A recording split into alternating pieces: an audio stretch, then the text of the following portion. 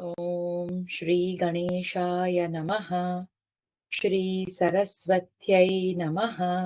श्री वेदव्यासाय नमः। नारायणं नमस्कृत्य नरं चैव नरोत्तमं देवीं सरस्वतीं व्यासं ततो जयमुदीरयेत्। चतुष्षष्ट्यधिकशततमोऽध्यायः। दोनों सेनाओं का घमासान युद्ध और दुर्योधन का द्रोणाचार्य की रक्षा के लिए सैनिकों को आदेश। संजय उवाच। संजय कहते हैं, राजन, उस समय धूल और अंधकार से ढकी हुई रणभूमि में इस प्रकार उजाला होने पर एक दूसरे के वध की इच्छा वाले वीर सैनिक आपस में भिड़ गए। महाराज, समरांगण में परस्पर भिड़कर वे नाना प्रकार के शस्त्र, प्रास और खड्ग आदि धारण करने वाले योद्धा, जो परस्पर अपराधी थे, एक दूसरे की ओर देखने लगे। चारों ओर हजारों मशालें जल रही थी। उनके डंडे सोने के बने हुए थे और उनमें रत्न जड़े हुए थे। उन मशालों पर सुगंधित तेल डाला जाता था। भारत, उन्हीं में देवताओं और गंधर्वों के भी दीप आदि जल रहे थे, जो अपनी विशेष प्रभा के कारण अधिक प्रकाशित हो रहे थे। उनके द्वारा उस समय रणभूमि नक्षत्रों से आकाश की भांति सुशोभित हो रही थी। सैकड़ों प्रज्वलित उल्काओं, मशालों से वह रणभूमि ऐसी शोभा पा रही थी, मानो प्रलय काल में यह सारी पृथ्वी दग्ध हो रही हो। उन प्रदीपों से सब ओर सारी दिशाएं ऐसी प्रदीप्त हो उठी, मानो वर्षा के सायंकाल में जुगनुओं से घिरे हुए वृक्ष जगमगा रहे हों। उस समय वीरगण विपक्षी वीरों के साथ पृथक पृथक भिड़ गए। हाथी हाथियों के और घुड़सवार घुड़सवारों के साथ जूझने लगे। इसी प्रकार रथी श्रेष्ठ रथियों के साथ प्रसन्नता पूर्वक युद्ध करने लगे। उस भयंकर प्रदोष काल में आपके पुत्र की आज्ञा से वहां चतुरंगिणी सेना में भारी मार काट मच गई। महाराज, तदनंतर अर्जुन बड़ी उतावली के साथ समस्त राजाओं का संहार करते हुए कौरव सेना का विनाश करने लगे। धृतराष्ट्र उवाच। धृतराष्ट्र ने पूछा, संजय, क्रोध और अमर्ष में भरे हुए दुर्धर्ष वीर अर्जुन जब मेरे पुत्र की सेना में प्रविष्ट हुए, उस समय तुम लोगों के मन की कैसी अवस्था हुई? शत्रुओं को पीड़ा देने वाले अर्जुन के प्रवेश करने पर मेरी सेनाओं ने क्या किया, तथा दुर्योधन ने उस समय के अनुरूप कौन सा कार्य उचित माना? समरांगण में शत्रुओं का दमन करने वाले कौन कौन से योद्धा वीर अर्जुन का सामना करने के लिए आगे बढ़े? श्वेतवाहन अर्जुन के कौरव सेना के भीतर घुस आने पर किन लोगों ने द्रोणाचार्य की रक्षा की? कौन कौन से योद्धा द्रोणाचार्य के रथ के दाहिने पहिए की रक्षा करते थे और कौन कौन से बाएं पहिए की? कौन कौन से वीर वीरों का वध करने वाले द्रोणाचार्य के पृष्ठभाग के रक्षक थे और रण में शत्रु सैनिकों का संहार करने वाले कौन कौन से योद्धा आचार्य के आगे आगे चलते थे? महाधनुर्धर, महापराक्रमी एवं किसी से पराजित न होने वाले पुरुष सिंह द्रोणाचार्य ने रथ के मार्गों पर नृत्य सा करते हुए वहां पांचालों की सेना में प्रवेश किया था।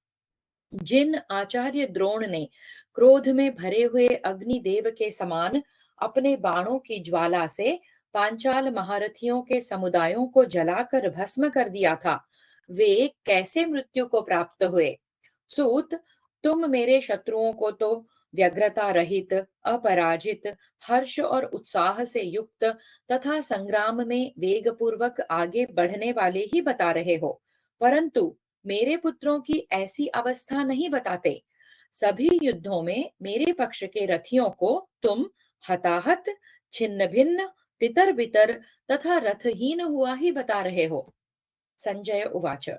संजय कहते हैं, कुरुनंदन महाराज, युद्ध की इच्छा वाले द्रोणाचार्य का मत जानकर दुर्योधन ने उस रात में अपने वशवर्ती भाइयों से तथा कर्ण, वृषसेन, मद्रराज शल्य, दुर्धर्ष, दीर्घबाहु तथा जो उनके पीछे चलने वाले थे, उन सब से इस प्रकार कहा, तुम सब लोग सावधान रहकर पराक्रम पूर्वक पीछे की ओर से द्रोणाचार्य की रक्षा करो।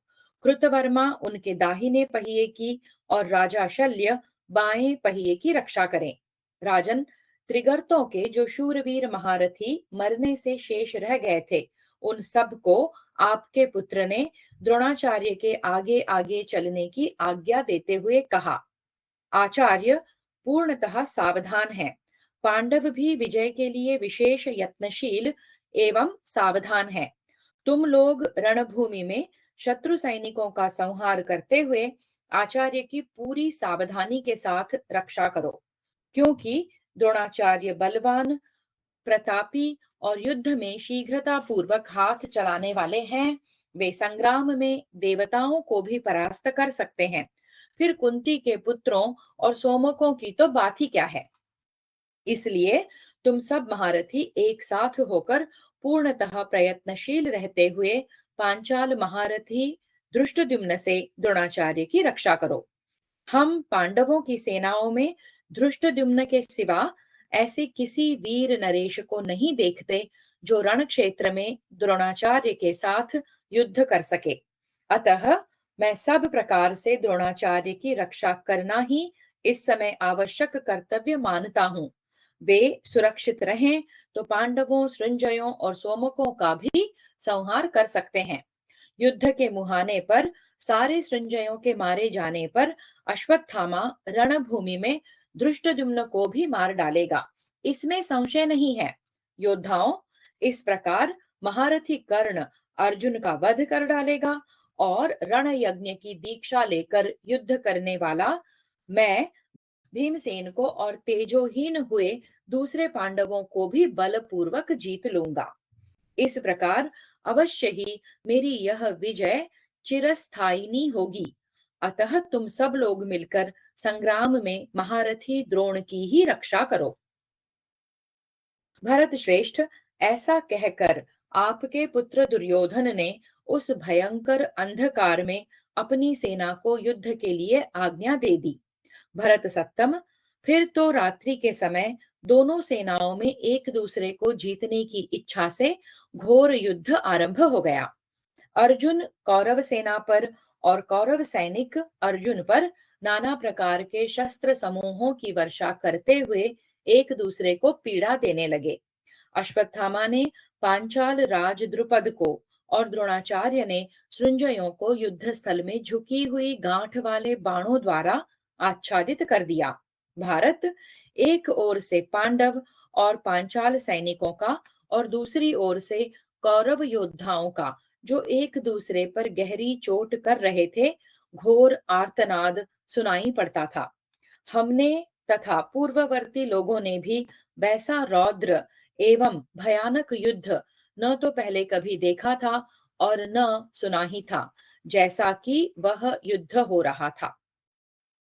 इस प्रकार श्री महाभारत द्रोण पर्व के अंतर्गत घटोत्कच वध पर्व में रात्रि युद्ध के प्रसंग में संकुल युद्ध विषयक 164वां अध्याय पूरा हुआ। पंचषष्ट्यधिकशततमोऽध्यायः। दोनों सेनाओं का युद्ध और कृतवर्मा द्वारा युधिष्ठिर की पराजय। संजय उवाच। संजय कहते हैं, प्रजानाथ, जब संपूर्ण भूतों का विनाश करने वाला वह भयंकर रात्रि युद्ध आरंभ हुआ, उस समय धर्मपुत्र युधिष्ठिर ने पांडवों, पांचालों और सोमकों से कहा, दौड़ो, द्रोणाचार्य पर ही उन्हें मार डालने की इच्छा से आक्रमण करो। राजन, राजा युधिष्ठिर के आदेश से पांचाल और सृंजय भयानक गर्जना करते हुए द्रोणाचार्य पर ही टूट पड़े। वे सब के सब अमर्ष में भरे हुए थे और युद्ध स्थल में अपनी शक्ति, उत्साह एवं धैर्य के अनुसार बारंबार गर्जना करते हुए द्रोणाचार्य पर चढ़ आए। जैसे मत वाला हाथी किसी मत वाले हाथी पर आक्रमण कर रहा हो, उसी प्रकार युधिष्ठिर को द्रोणाचार्य पर धावा करते देख हृदिक पुत्र कृतवर्मा ने आगे बढ़कर उन्हें रोका। राजन, युद्ध के मुहाने पर चारों ओर बाणों की बौछार करते हुए शिनी पौत्र सात्यकी पर कुरुवंशी भूरि ने धावा किया। राजन, द्रोणाचार्य को पकड़ने के लिए आते हुए महारथी पांडुपुत्र सहदेव को वैकर्तन कर्ण ने रोका। मोहबाए यमराज के समान अथवा विपक्षी बनकर आई हुई मृत्यु के समान भीमसेन का सामना स्वयं राजा दुर्योधन ने किया। राजन, संपूर्ण युद्ध काल में कुशल योद्धाओं में श्रेष्ठ नकुल को सुबल पुत्र शकुनी ने शीघ्रता पूर्वक आकर रोका। नरेश्वर, रथ से आते हुए रथियों में श्रेष्ठ शिखंडी को युद्ध स्थल में शरद्वान के पुत्र कृपाचार्य ने रोका। महाराज, मयूर के समान रंग वाले घोड़ों द्वारा आते हुए प्रयत्नशील प्रतिविंध्य को दुशासन ने यत्न पूर्वक रोका। राजन, सैकड़ों मायाओं के प्रयोग में कुशल भीमसेन कुमार राक्षस घटोत्कच को आते देख अश्वत्थामा ने रोका। समरांगण में द्रोण को पराजित करने की इच्छा वाले सेना और सेवकों सहित महारथी द्रुपद को वृषसेन ने रोका। भारत, द्रोण को मारने के उद्देश्य से शीघ्रता पूर्वक आते हुए राजा विराट को अत्यंत क्रोध में भरे हुए मद्रराज शल्य ने रोक दिया। द्रोणाचार्य के वध की इच्छा से रण क्षेत्र में वेग पूर्वक आते हुए नकुल पुत्र शतानीक को चित्रसेन ने अपने बाणों द्वारा तुरंत रोक दिया। महाराज, कौरव सेना पर धावा करते हुए योद्धाओं में श्रेष्ठ महारथी अर्जुन को राक्षस राज अलम्बुश ने रोका। इसी प्रकार रणभूमि में शत्रु सैनिकों का संहार करने वाले हर्ष और उत्साह से युक्त महाधनुर्धर द्रोणाचार्य को पांचाल राजकुमार धृष्टद्युम्न ने आगे बढ़ने से रोक दिया। राजन, इसी तरह आक्रमण करने वाले पांडव पक्ष के अन्य महारथियों को आपकी सेना के महारथियों ने बलपूर्वक रोका। उस महासमर में सैकड़ों और हजारों हाथी सवार तुरंत ही विपक्षी गजारोहियों से भिड़कर परस्पर जूझने और सैनिकों को रौंदने लगे। राजन, रात के समय एक दूसरे पर वेग से धावा करते हुए घोड़े पंखधारी पर्वतों के समान दिखाई देते थे। महाराज, हाथ में प्रास शक्ति और रुष्टि धारण किए घुड़सवार सैनिक पृथक पृथक गर्जना करते हुए शत्रु पक्ष के घुड़सवारों के साथ युद्ध कर रहे थे। उस युद्ध स्थल में बहुसंख्यक पैदल मनुष्य गदा और मुसल आदि नाना प्रकार के अस्त्रों द्वारा एक दूसरे पर आक्रमण करते थे। जैसे उत्ताल तरंगों वाले महासागर को तटभूमि रोक देती है, उसी प्रकार धर्मपुत्र युधिष्ठिर को अत्यंत क्रोध में भरे हुए हृदिक पुत्र कृतवर्मा ने रोक दिया।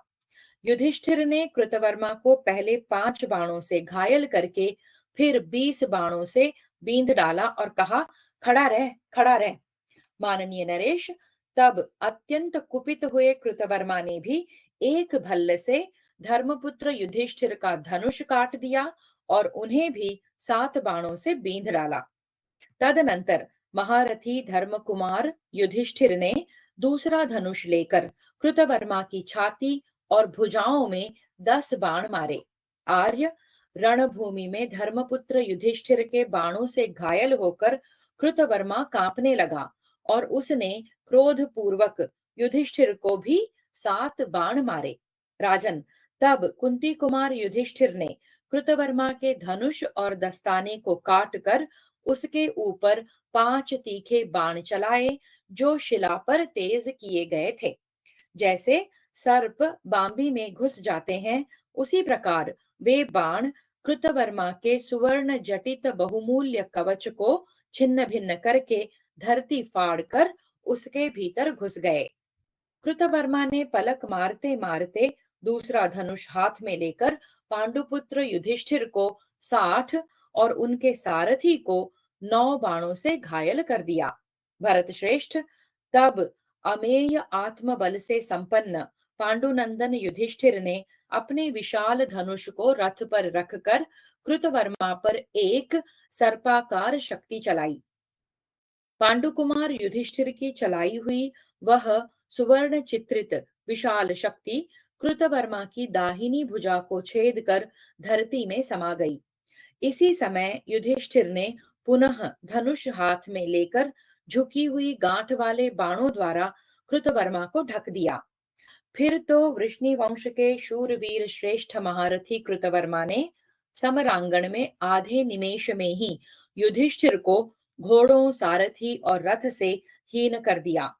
तब ज्येष्ठ पांडव युधिष्ठिर ने ढाल तलवार हाथ में ले ली, किंतु कृतवर्मा ने रण क्षेत्र में तीखे बाण मारकर उनके उस खड्ग को नष्ट कर दिया।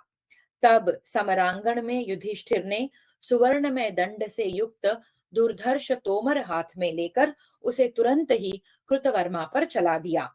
धर्मराज के हाथ से छूटकर सहसा अपने ऊपर आते हुए उस तोमर के सिद्ध हस्त कृतवर्मा ने मुस्कुराते हुए से दो टुकड़े कर दिए।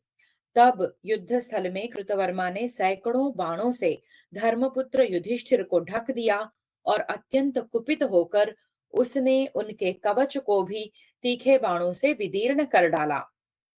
राजन, कृतवर्मा के बाणों से आच्छादित हुआ वह बहुमूल्य कवच आकाश से तारकों के समुदाय की भांति रणभूमि में बिखर गया।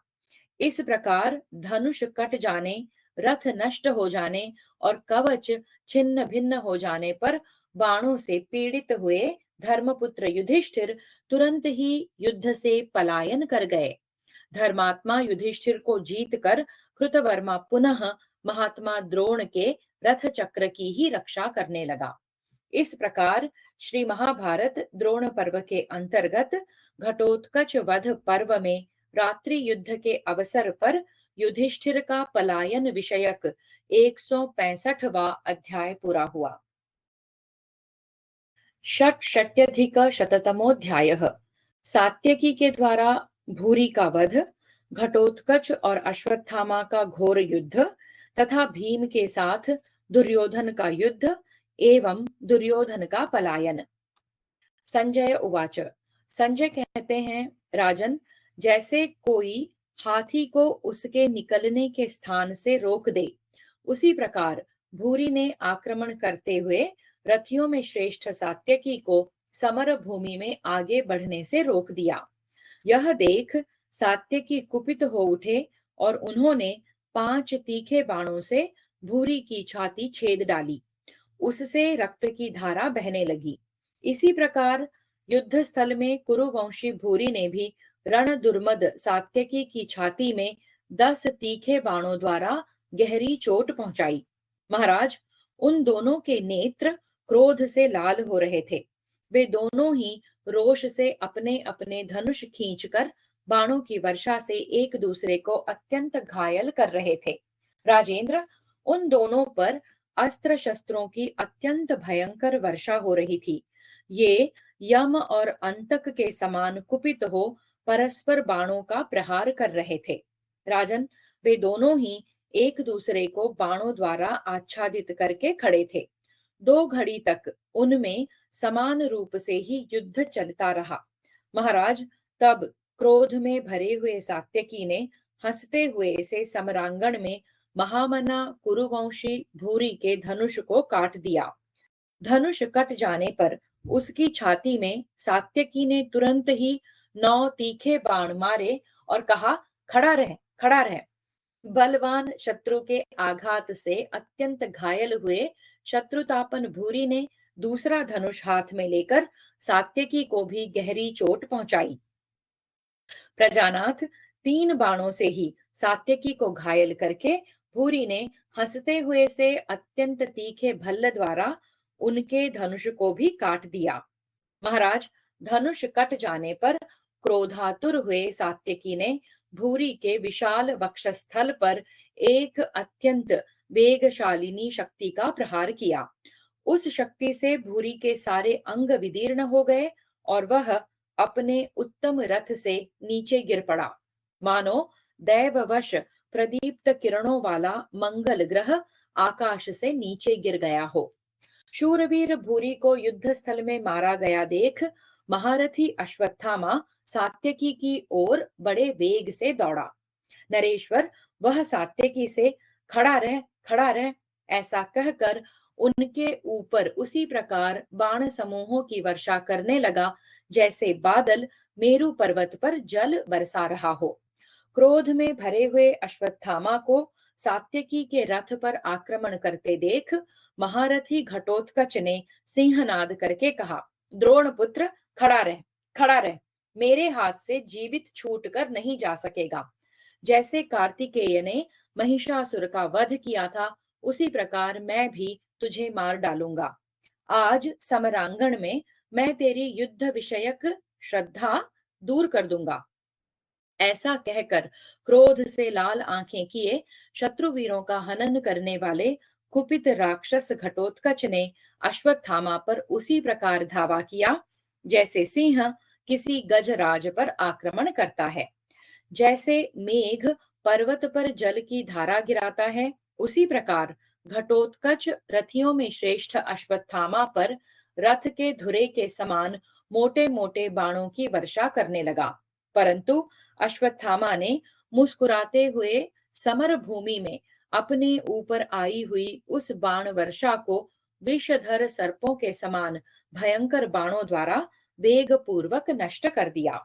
तत्पश्चात मर्म स्थलों को विदीर्ण कर देने वाले सैकड़ों पैने बाणों द्वारा उसने शत्रुदमन राक्षस राज घटोत्कच को बींध दिया।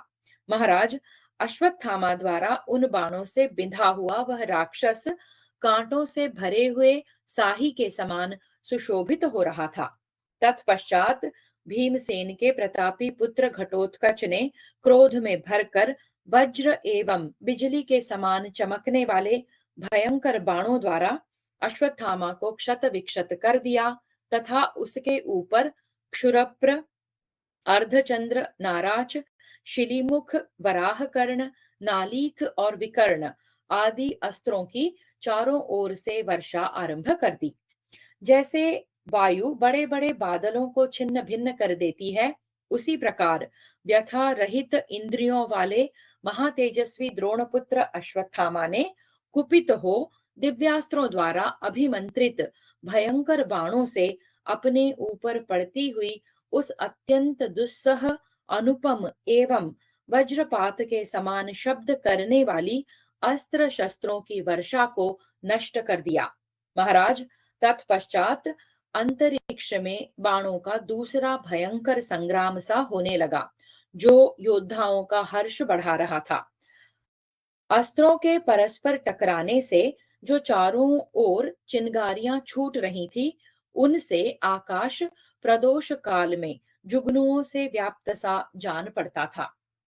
द्रोण पुत्र ने आपके पुत्रों का प्रिय करने के लिए अपने बाणों द्वारा संपूर्ण दिशाओं को आच्छादित करते हुए उस राक्षस को भी ढक दिया। तदनंतर गाढ़ अंधकार से भरी हुई आधी रात के समय रणभूमि में इंद्र और प्रहलाद के समान अश्वत्थामा और घटोत्कच का घोर युद्ध आरंभ हुआ।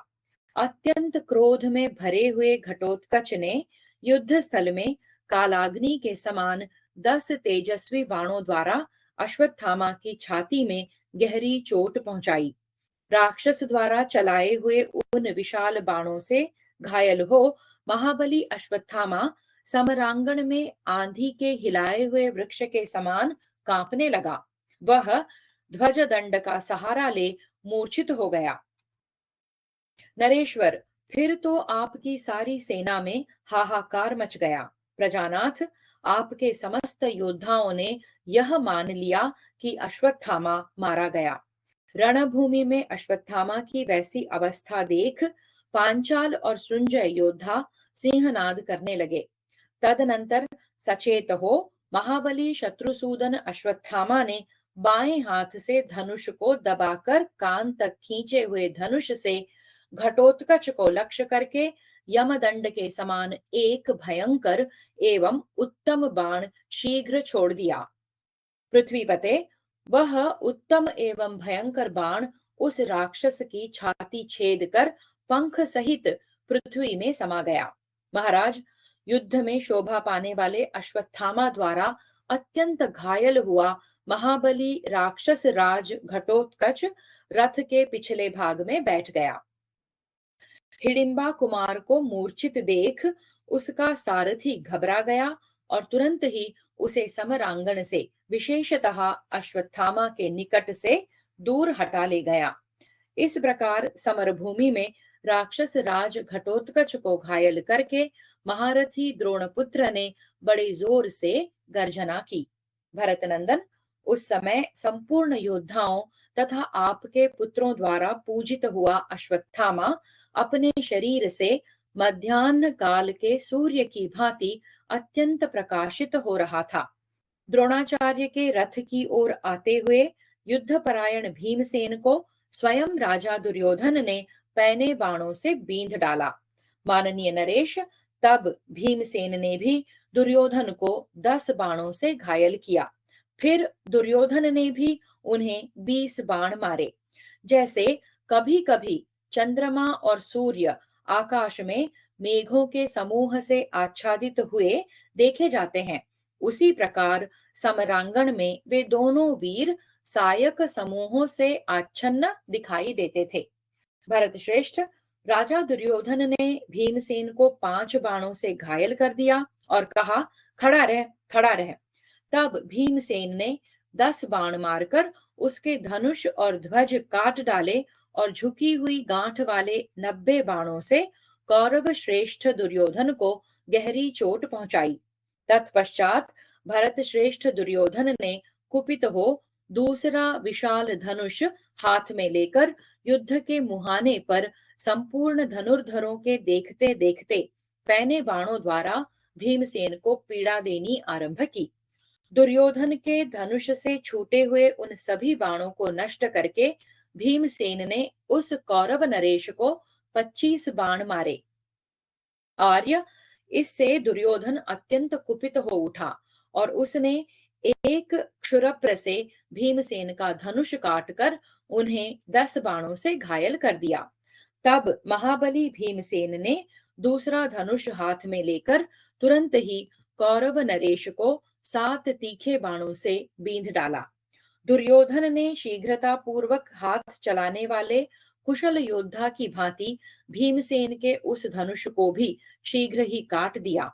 महाराज, भीमसेन के हाथ में लिए हुए दूसरे, तीसरे, चौथे और 5वें धनुष को भी विजय से उल्लसित होने वाले आपके मदोन्मत्त पुत्र ने काट डाला। इस प्रकार जब बारंबार धनुष काटे जाने लगे, तब भीमसेन ने समर भूमि में संपूर्णतः लोहे की बनी हुई एक सुंदर शक्ति चलाई, जो मौत की सगी बहन के समान जान पड़ती थी। वह आग की ज्वाला के समान प्रकाशित हो रही थी।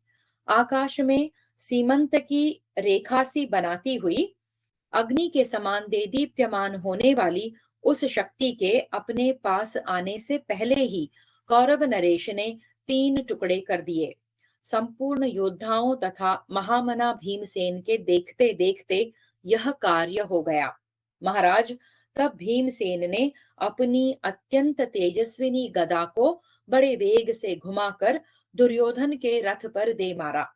युद्ध स्थल में उस भारी गदा ने सहसा आपके पुत्र के चारों घोड़ों, सारथी और रथ का भी मर्दन कर दिया।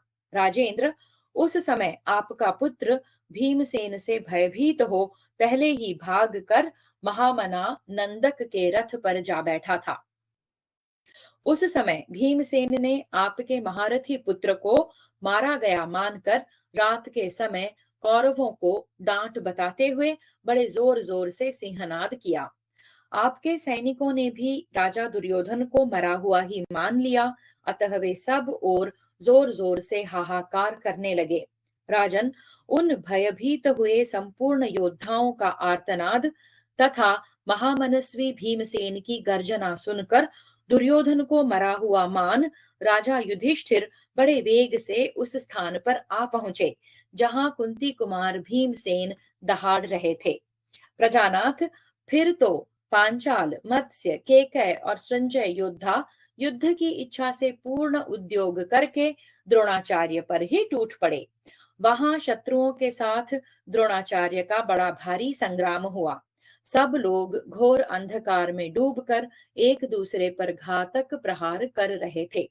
इस प्रकार श्री महाभारत द्रोण पर्व के अंतर्गत घटोत्कच वध पर्व में रात्रि युद्ध के प्रसंग में दुर्योधन का पलायन विषयक 166वां अध्याय पूरा हुआ। सप्तषष्ट्यधिकशततमोऽध्यायः। कर्ण के द्वारा सहदेव की पराजय, शल्य के द्वारा विराट के भाई शतानीक का वध और विराट की पराजय तथा अर्जुन से पराजित होकर अलम्बुश का पलायन। संजय उवाच।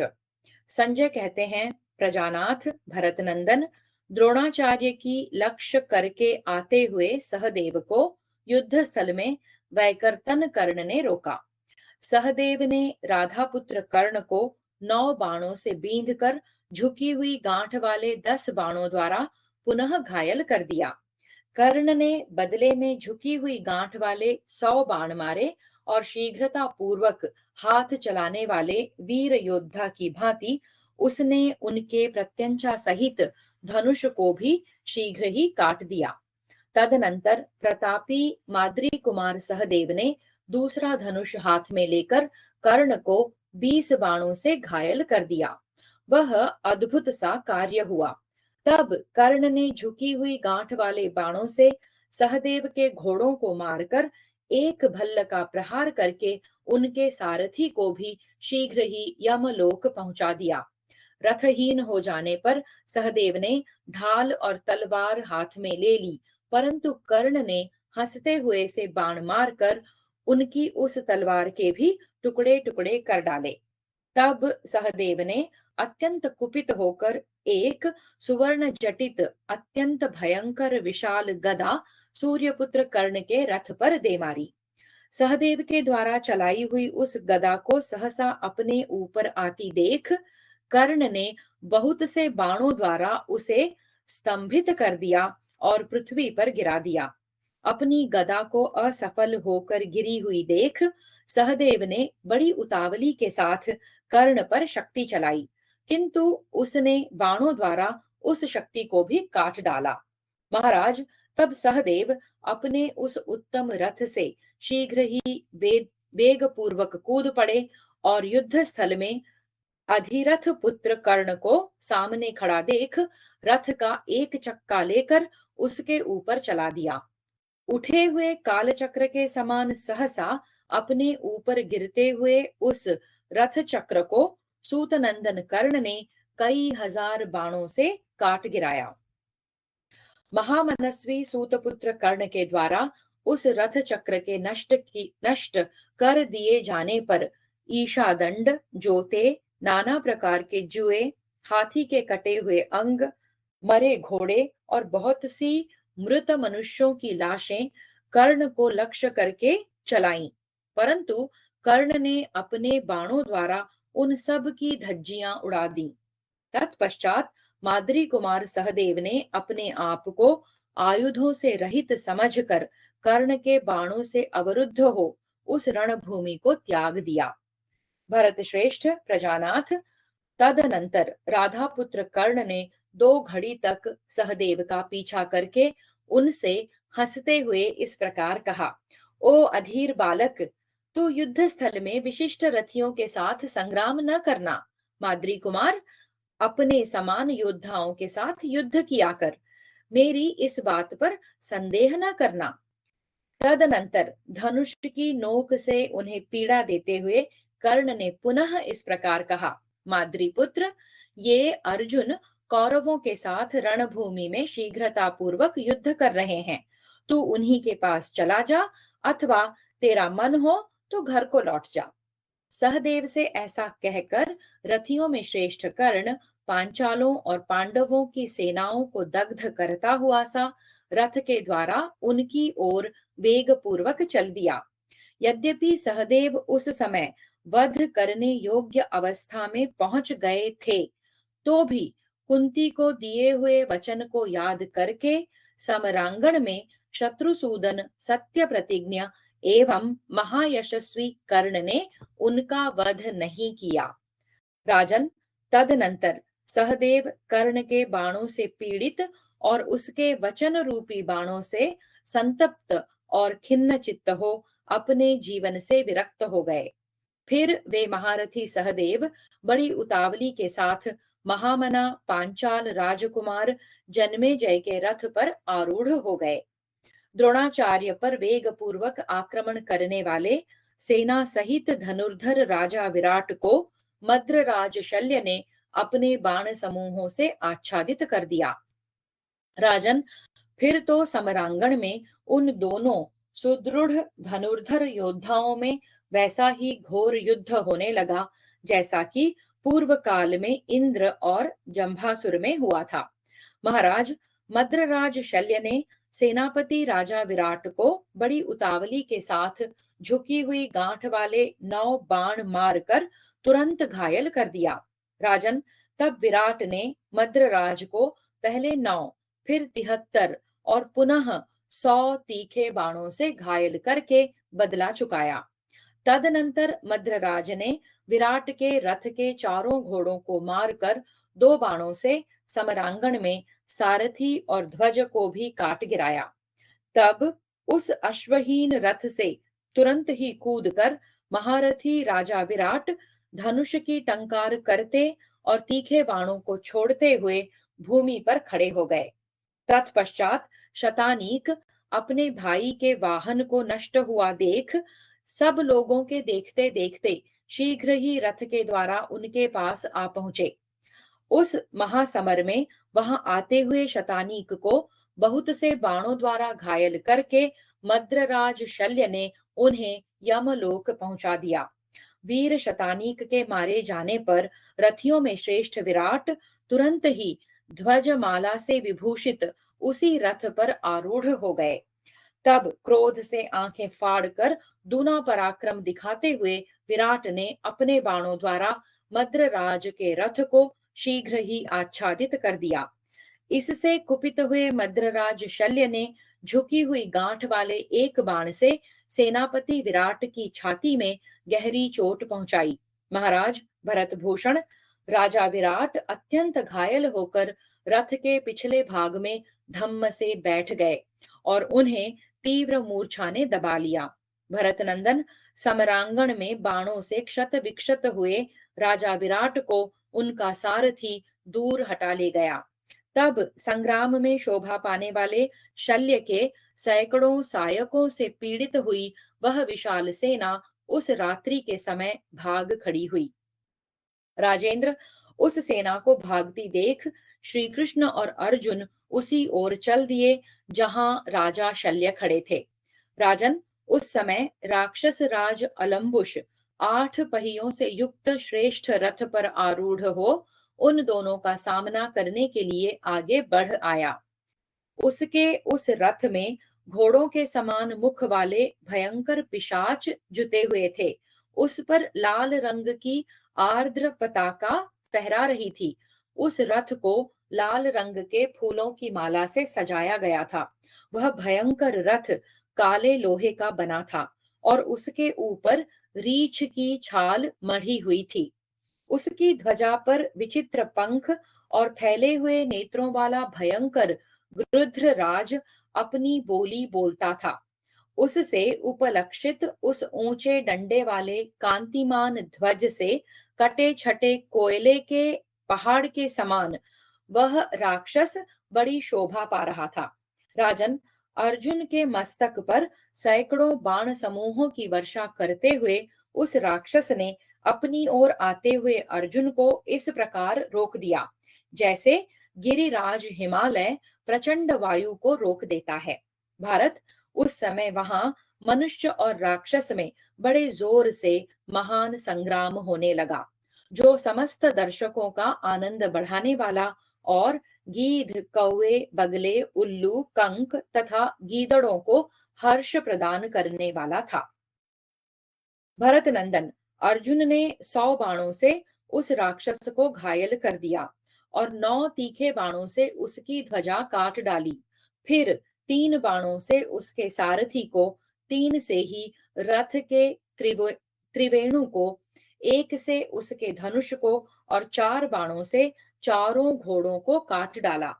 जब उसने पुनः दूसरे धनुष पर प्रत्यंचा चढ़ाई तो अर्जुन ने उसके भी 2 टुकड़े कर दिए।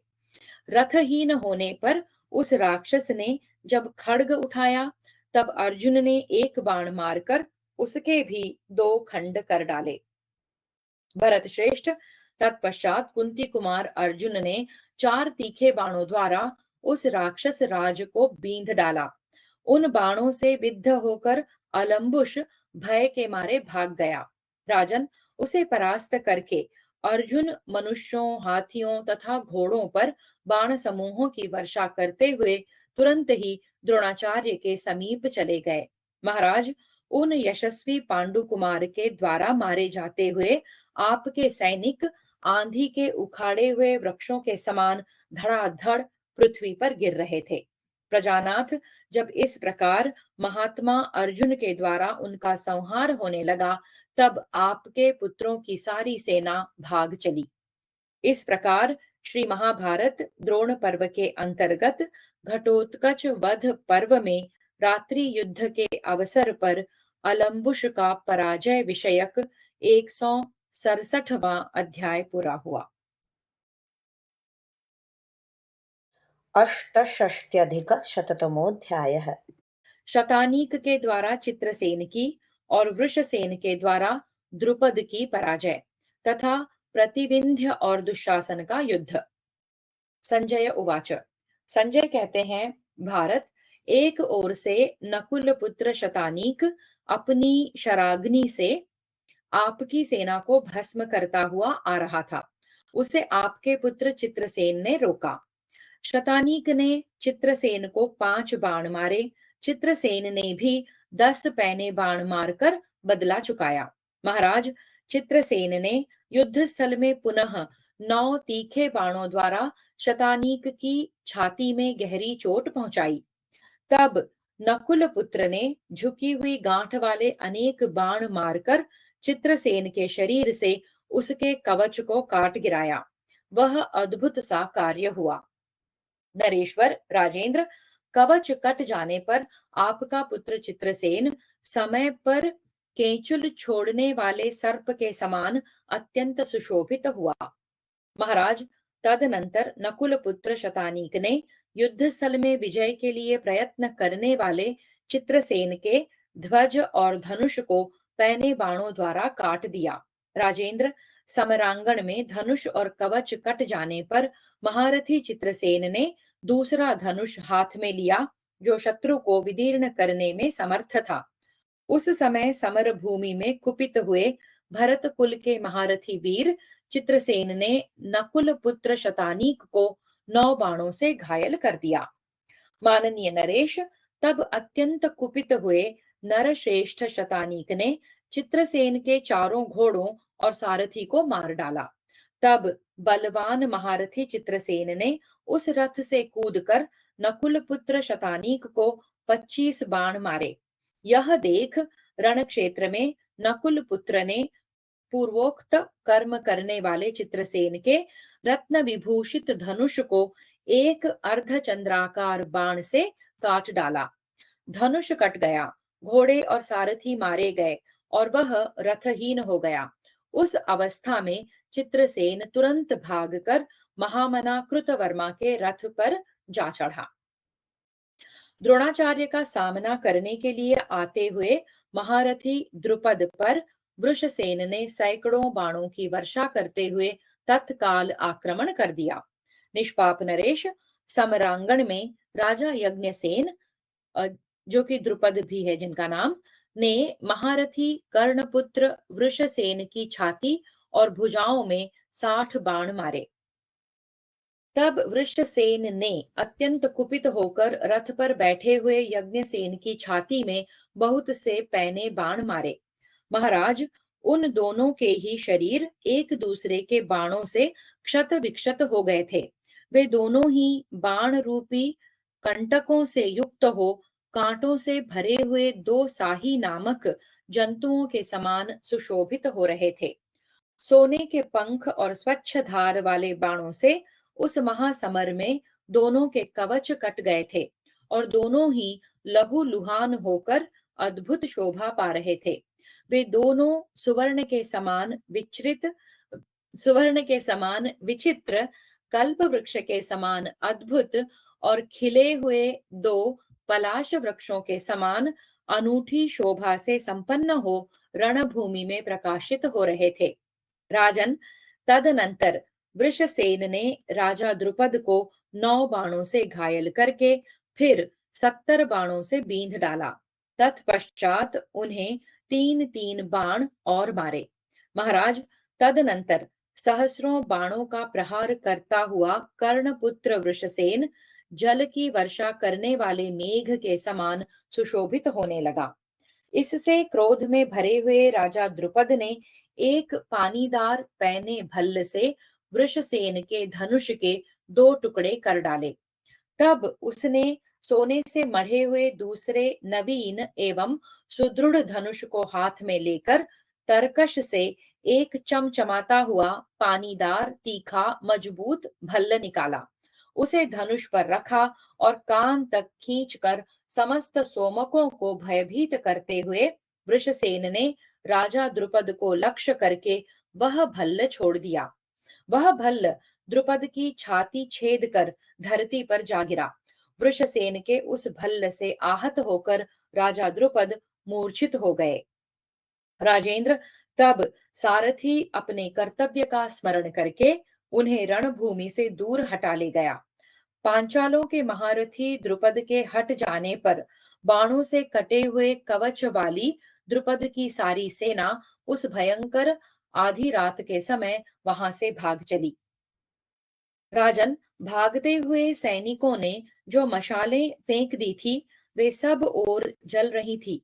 उनके द्वारा वह रणभूमि ग्रह नक्षत्रों से भरे हुए मेघहीन आकाश के समान सुशोभित हो रही थी। महाराज, वीरों के गिरे हुए चमकीले बाजूबंदों से वहां की भूमि वैसी ही शोभा पा रही थी जैसे वर्षा काल में बिजलियों से मेघ प्रकाशित होते हैं। तदनंतर कर्णपुत्र वृषसेन के भय से त्रस्त हो सोमक वंशी क्षत्रिय उसी प्रकार भागने लगे जैसे तारकामय संग्राम में इंद्र के भय से डरे हुए दानव भागे थे। महाराज, समर भूमि में वृषसेन से पीड़ित होकर भागते हुए सोमक योद्धा प्रदीपों से प्रकाशित हो बड़ी शोभा पा रहे थे। भारत युद्ध स्थल में उन सब को जीतकर कर्णपुत्र वृषसेन भी दोपहर के प्रचंड किरणों वाले सूर्य के समान उद्भासित हो रहा था।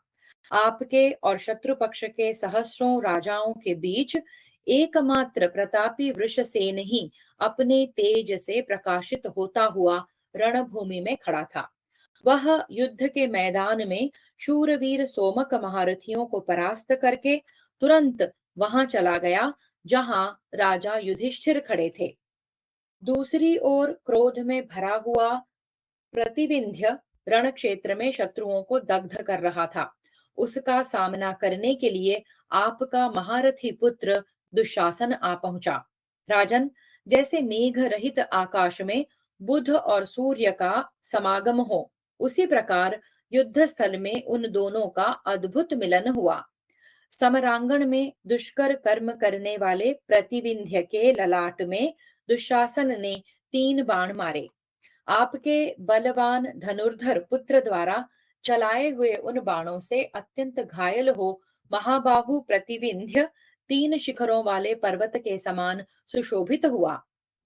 तत्पश्चात महारथी प्रतिविंध्य ने समर भूमि में दुशासन को 9 बाणों से घायल करके फिर 7 बाणों से बींध डाला। भारत, उस समय वहां आपके पुत्र ने एक दुष्कर पराक्रम कर दिखाया। उसने अपने भयंकर बाणों द्वारा प्रतिविंध्य के घोड़ों को मार गिराया। राजन, फिर एक भल्ल मारकर उसने धनुर्धर वीर प्रतिविंध्य के सारथी और ध्वज को धराशायी कर दिया तथा रथ के भी तिल के समान टुकड़े टुकड़े कर डाले। प्रभो, क्रोध में भरे हुए दुशासन ने झुकी हुई गांठ वाले बाणों से प्रतिविंध्य की पताकाओं, तरकसों, उनके घोड़ों की बागडोरों और रथ के जोतों को भी तिल तिल करके काट डाला। धर्मात्मा प्रतिविंध्य रथहीन हो जाने पर हाथ में धनुष लिए पृथ्वी पर खड़ा हो गया और सैकड़ों बाणों की वर्षा करता हुआ आपके पुत्र के साथ युद्ध करने लगा। तब आपके पुत्र ने एक क्षुरप्र से प्रतिविंध्य का धनुष काट दिया और धनुष कट जाने पर उसे 10 बाणों से गहरी चोट पहुंचाई। उसे रथहीन हुआ देख उसके अन्य महारथी भाई विशाल सेना के साथ बड़े वेग से उसकी सहायता के लिए आ पहुंचे। महाराज, तब प्रतिविंध्य उछल कर सुत सोम के तेजस्वी रथ पर जा बैठा और हाथ में धनुष लेकर आपके पुत्र को घायल करने लगा। यह देख आपके सभी योद्धा आपके पुत्र दुशासन को सब ओर से घेर कर विशाल सेना के साथ वहां युद्ध के लिए डट गए। भारत, तदनंतर उस भयंकर निशीथ काल में आपके पुत्र और द्रौपदी पुत्रों का घोर युद्ध आरंभ हुआ, जो यमराज के राज्य की वृद्धि करने वाला था। इस प्रकार श्री महाभारत द्रोण पर्व के अंतर्गत घटोत्कच वध पर्व में रात्रि युद्ध के समय शतानीक आदि का युद्ध विषयक 168वां अध्याय पूरा हुआ। हरिः ओम् श्रीकृष्णार्पणमस्तु।